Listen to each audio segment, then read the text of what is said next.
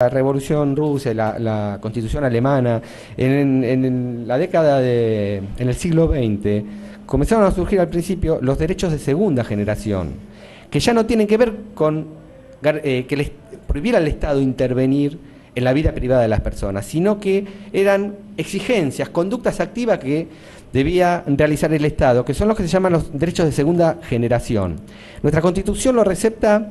En realidad, no nuestra Constitución, sino la Constitución del 49 toma estos derechos, garantizando a las personas y colectivamente el acceso mínimo a determinadas situaciones. Esos derechos sociales fueron retomados luego cuando se puso nuevamente en vigencia la Constitución del 53, en el artículo 14 bis, y garantiza un salario digno, el acceso a una vivienda, muchos derechos. Acá en Argentina, como en el resto del mundo, derechos constitucionales sociales de segunda generación.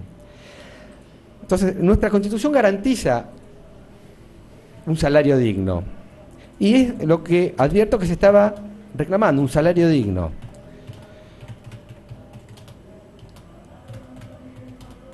Ese derecho a un salario digno es lo que estaban reclamando estas personas a través de la movilización.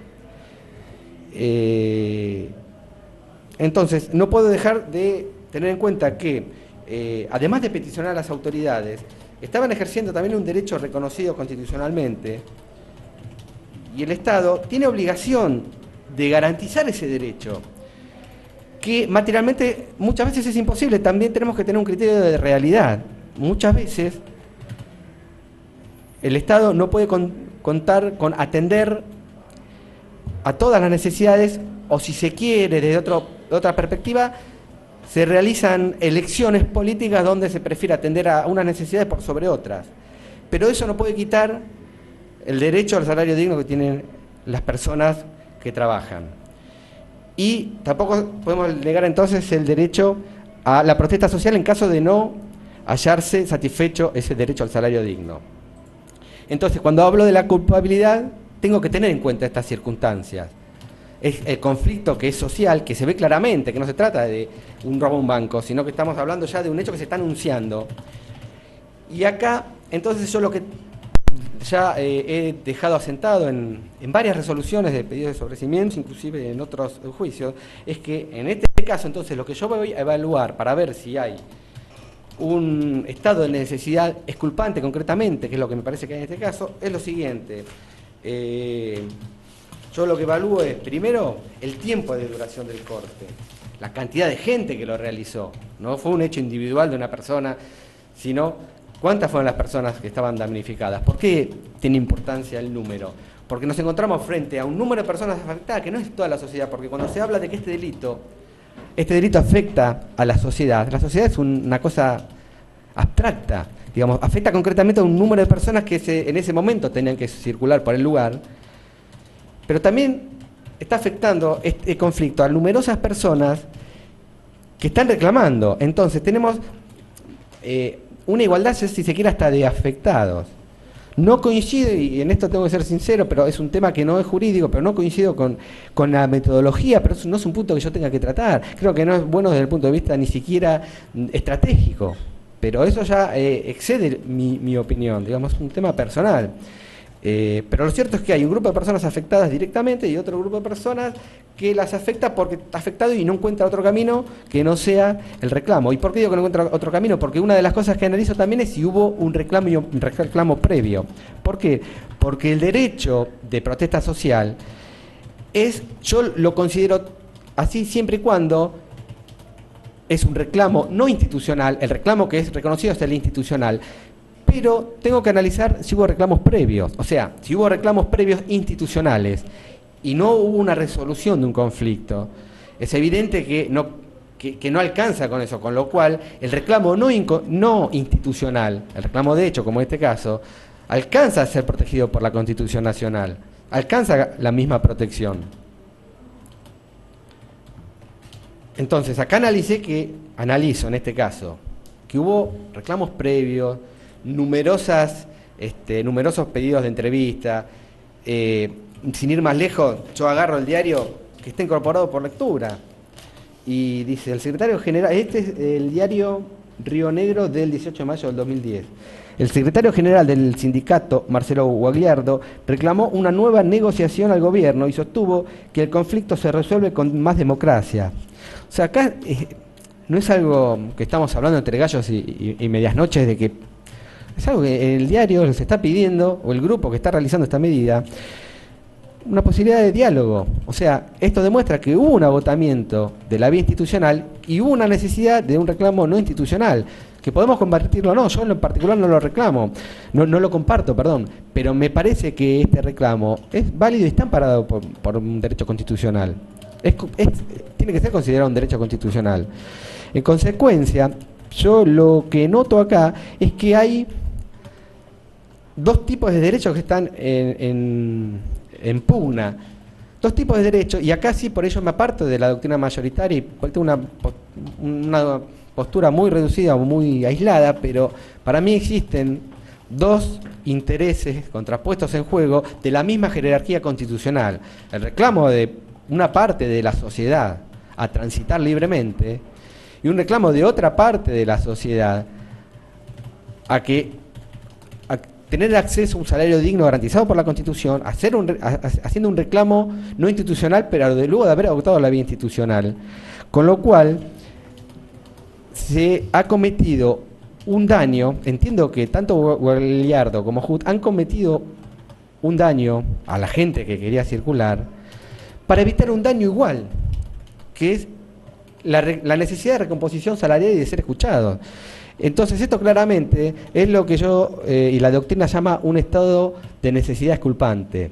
Frente a eso, entiendo que no puedo pedir que se ejerza un juicio de reproche contra los imputados, y en consecuencia, por este motivo, yo voy a pedir la absolución de los dos.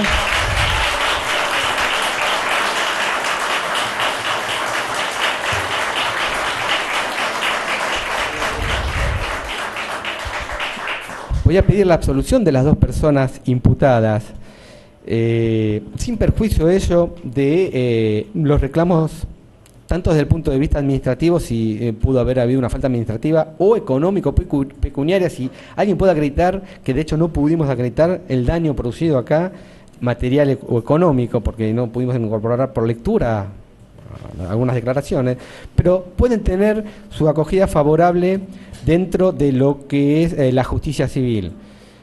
Por eso me parece que el derecho penal, sobre todas las cosas, tiene que ser un derecho tiene que ser un derecho de mínima intervención solo para casos graves, y no debe profundizar los conflictos sociales que hay. Sería irracional que el Estado profundice un conflicto social, tiene que actuar para resolverlo, y me parece, y estoy convencido, que mediante la justicia penal, en estos casos concretos, y no en todos, porque no quiero que el día de mañana se me acuse de que esto va a favorecer innumerables cortes, que no creo que sea así, y tampoco creo que todos los cortes merezcan el mismo tratamiento de inculpabilidad, pero en este caso concreto, la posibilidad de una condena, lo único que va a lograr es generar un conflicto, profundizar un conflicto social, y eso está en contra del sentido de la propia Constitución Nacional y que establece un gobierno republicano, que establece la racionalidad de los actos públicos y de gobierno. Y entonces, y además no perjudicaría la finalidad de todo ordenamiento jurídico, que es lograr una convivencia pacífica, una convivencia social.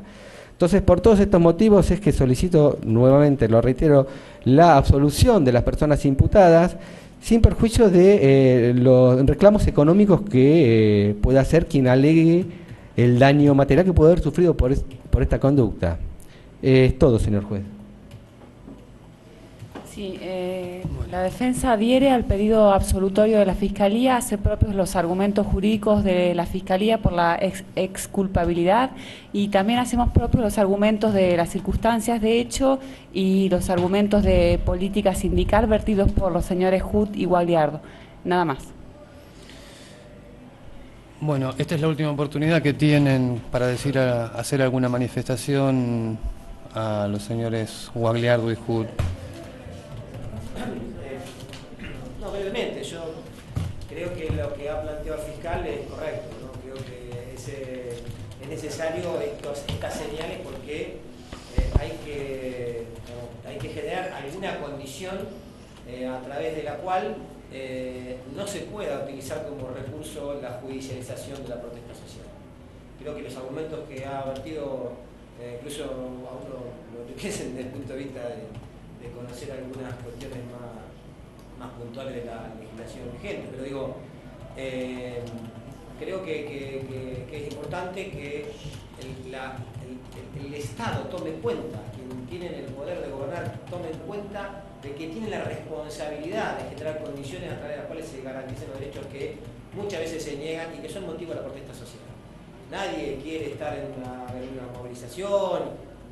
Quiero que la gente tenemos que recurrir a ese mecanismo ante la falta de respuesta. Lo vamos a seguir haciendo mientras no haya respuesta. Pero creo que tome nota el poder político, sobre todo quien tiene la responsabilidad de gobernar, de que hay que garantizar derechos y no criminalizar, ni judicializar, ni reprimir la protesta social. Yo solamente sumar a lo que dice Marcelo, y para la jornada de hoy nosotros, más allá de la medida que tomamos, hicimos extensiva una convocatoria que tuvo sus frutos. Quisiera poder agradecerle a una pluralidad de compañeros que vinieron de otros lugares del país, de esta provincia, insisto, con una pluralidad que creo que nos va a mantener unidos como clase trabajadora para poder seguir llevando adelante lo que para nosotros es de mucho orgullo, ¿no? Que es la defensa de la escuela pública y la defensa de los intereses de los trabajadores.